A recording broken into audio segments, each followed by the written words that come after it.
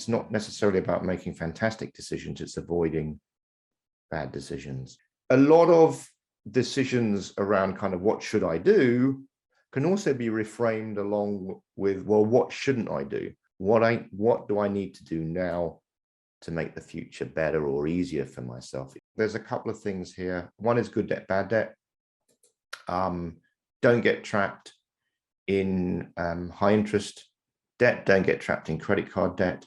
And if you do, then go and negotiate with a bank or someone to reduce it, because it's really, really hard to do anything if you're paying 30 or 40%. Overdraft interest is 40% to 50%. So try and set yourself up for success in these spaces. Don't pay overdraft charges. Don't pay credit card charges. Set yourself up so that if you are approaching your overdraft limit, you get an alert from your bank.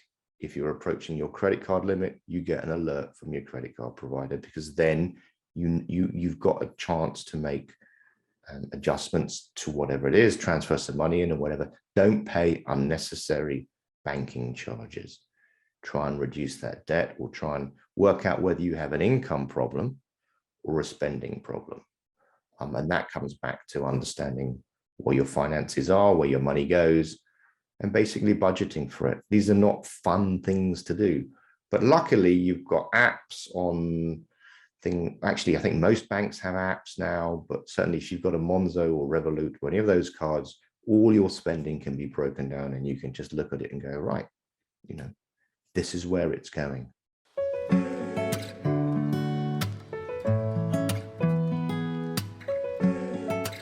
When I say good, it basically means good from a financial perspective, not from a judgment perspective. Good debt is debt that leaves you better in the long term, so it builds wealth and it pays for itself over time.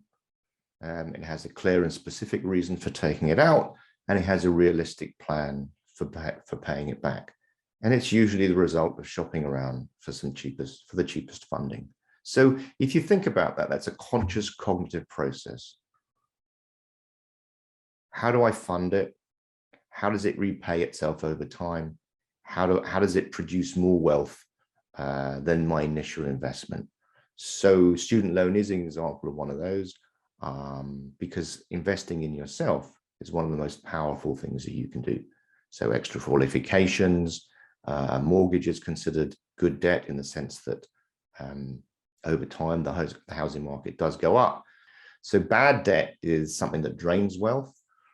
It's not affordable and has no realistic prospect of paying for itself in the future, and no realistic payment plans. And it's usually decided in a hurry, and it's usually financed by expensive credit. So this is the holiday you can't afford, or the new car that you don't need, or borrowing money to pay bills, borrowing any money to buy something that depreciates immediately, whether that's like, a pair of trousers or something that loses 30 to 40% of its value the minute you pick it up, isn't worth buying, isn't worth getting into debt over. So as an example, if you've got £2,000 debt on your credit cards and you pay 2% back per month with a minimum of £5, it's going to take you over 25 years to clear that off. And that £2,000 of debt over that 25 years will have cost you £3,500 in interest. Bad debt financially is stuff that's making the future more difficult for you, and good debt is making the future easier for you. It's an investment in yourself.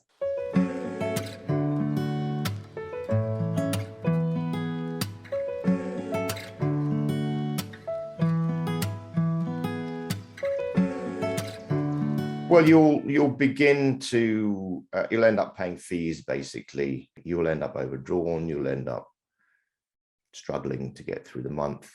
I think that the signs are not necessarily that hard to spot.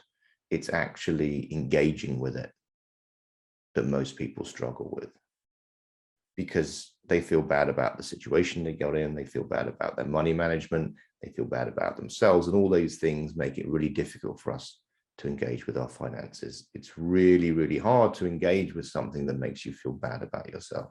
So I think the first thing to say is, look, it's okay. There are many reasons why managing your finances is difficult. Your brain's not wired for it. Your brain's wired for instant gratification. We're surrounded by thousands of messages targeted at us that tell us that we're not good enough if we don't buy this, wear this, drive that. All of these things make it really, really hard for you to go, no, that's fine. I don't need that in my life. If you want to kind of life advice, in general, it would be learn how to engage with your discomfort, whether it's around your finances or anything else that makes you feel bad. This is important information that your brain is giving to you around something that's not going very well for you. So you need to engage with it as opposed to running away from it. And so recognize that this is not easy. Recognize what the situation that you're in is telling you, recognize what your discomfort is telling you, and please engage with it. Find someone who can help you engage with it, someone that's not going to judge you and someone that can go, it's fine. People with debt are not alone. They're not the only people. You know, the world conspires against prudent financial management. It's getting more and more difficult. Bills are going higher. A lot of people are going to struggle in the next 12 months or so if they're not already struggling, and it's not their fault. So that's my overriding message is, don't judge yourself.